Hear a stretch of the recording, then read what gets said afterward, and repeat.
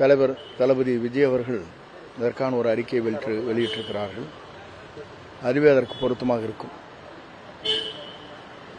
எதிர்கட்சிகள் இந்த பொதுக்கூட்டத்துக்கு அப்புறம் சேகர் பாபு தவளும் குழந்தை தமிழக வெற்றி கழகம் அப்படின்னு ஒவ்வொரு கட்சிகளும் இதுக்கு இல்லை, ஒவ்வொருத்தரும் ஒரு கருத்துக்களை சொல்கிறார்கள்.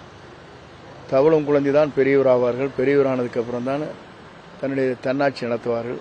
அது வாழ்க்கையை எதிர்பார்க்கக்கூடிய ஒன்று. இப்போ தமிழிசை சவுந்தரராஜன் என்ன சொல்லியிருக்காங்கன்னா, களத்திலே இல்லாத கட்சி தமிழக வெற்றி கழகம்னு சொல்லியிருக்காங்க. அவருடைய கருத்து அப்படிப்பட்ட கருத்து. களத்தில் இருக்கிறோமோ இல்லை என்பது தேர்தல் முடிவு தான் தீர்ப்பளிக்கும்.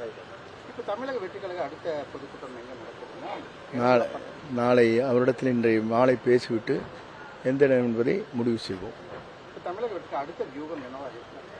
கூட்டணி கட்சிகள் எங்களை பொறுத்தவரையிலும் இந்த பொங்கல் முடிந்ததற்கு பிறகு எங்களுடைய திருப்புமுனை எப்படி அமைந்திருக்கிறது என்பதை நாடே வியக்கும்.